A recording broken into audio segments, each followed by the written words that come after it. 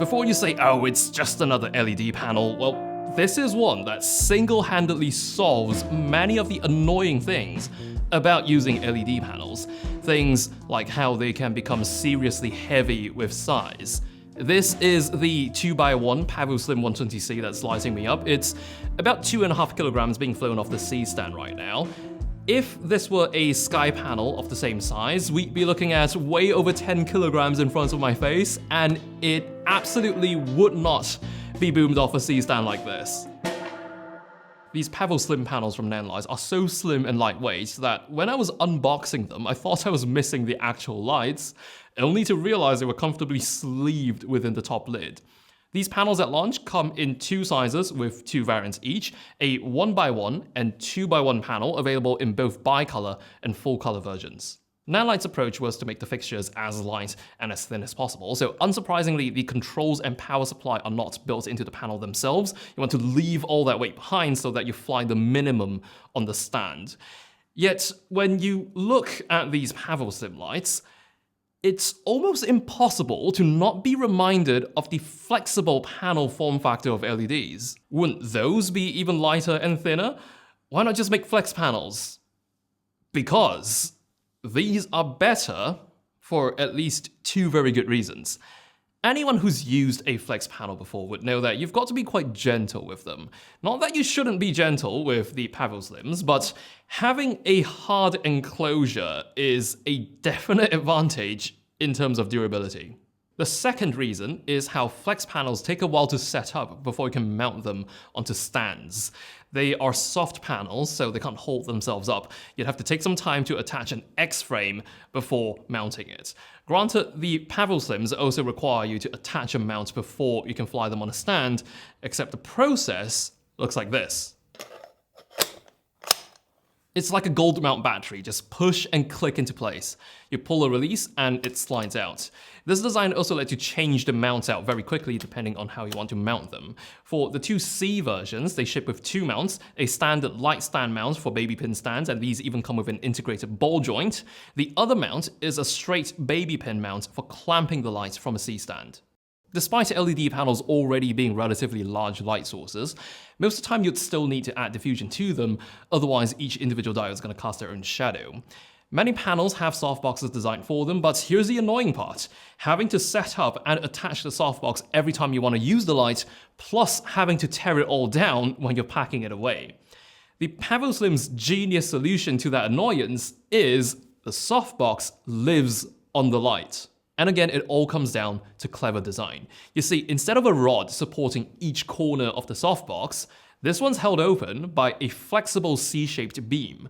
When I unboxed my lights, the softboxes were already attached, but they are collapsed flat against the panel. To spring them out, just release these two Velcro tabs and they are good to go. When you're packing it up, just pull them back against the panel with the same Velcro tabs, stick them down, and this is how it goes back into the case. The entire softbox is also held onto the fixture via Velcro along the edges, so removing or reattaching the softbox is rather trivial. But for most use cases, it makes the most sense to keep the softbox on the light because then the output is ready to go directly onto a subject. And that is the biggest value of this light in my opinion.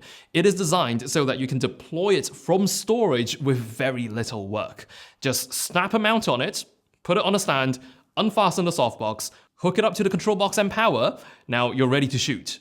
For smaller teams like myself, who very often have to film without a crew, all that lack of fuss and being able to move the lights around without breaking your back, how little space they take up, really speak for how good design truly makes your work easier, even though, categorically speaking, you're still shooting with an LED panel, which is this category which has been around for ages.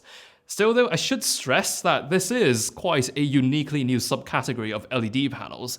Even with the softbox, it's still much lower profile than a COB plus a similarly sized softbox. There's also a honeycomb grid for these softboxes, which are typically attached with Velcro, but for the Pavoslims, these grids have an elastic lip, which wraps around the face of the softbox. You also get two densities of diffusion material to choose from. Those go on with Velcro. Once you lose the softbox, it's actually a lensed LED panel beneath. This gives you a tighter, more concentrated output, and it makes these lights incredibly punchy despite their low power draws. The 60C draws 72 watts maximum from the wall, and the 120C draws 150 watts max. These are also the full color variants, so the bi-color variants would be even brighter. The output accuracy isn't something I'm necessarily worried about. It's not like Nanlite hasn't got a long history of making LED products. The CCT values I measured with my Sekonic C700 were consistently within 100 Kelvin of the target color temperatures. The two full color variants also offer green magenta tint adjustments in CCT mode. These also get HSI, RGB, gel, and an effects mode with 15 built-in effects. One more thing that adds to the practicality of these Pavoslim lights are the options you have for powering them. You can, of course, most certainly run them off an AC wall socket, but you can also run them off V-mount batteries. For my 60C, it also has an extra battery option. You can fire this thing up using two NP-style batteries. The 120C is too powerful of a light to run off those little things, but it does have a 24-volt DC in if you wish to run this off an external battery station. The lights get support for DMX, but again, the two full-color versions get additional support for wireless DMX via Lumen Radio CRMX, but they all, of course, can also be controlled wirelessly using the Nanlite app. There are many nice design touches on these Pavoslim lights, and you can clearly feel that these lights were made by people who actually use them on set, people who know what design elements would be annoying and what would make sense. There's certainly still a little room for improvement. For example, the connector for the fixture itself, I wish that was a detachable part, and it would be very nice if these things had handles, just something to grab onto.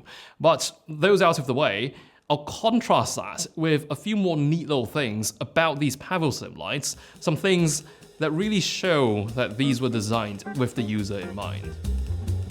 On the control box, all the cable connections are on the top side, so you don't have to reach under to plug anything in.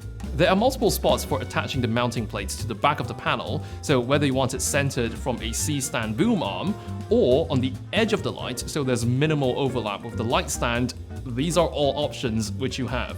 The light stand adapter is designed to go onto a baby pin either vertically or horizontally.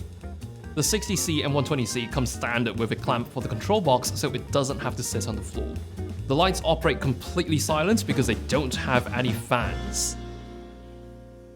These Pavoslim panels may not be a full reinvention of the wheel, but among all the formats of LED panels I've seen so far, these seem to strike the best balance between footprint and ease of deployment. It's really a design that has its place across the board, from filming in your bedroom to large film sets. It doesn't change how it's a well-designed piece of kit. That, and we've really got to give Nanlite credit for innovating on the panel category, which we all thought had already exhausted its potential.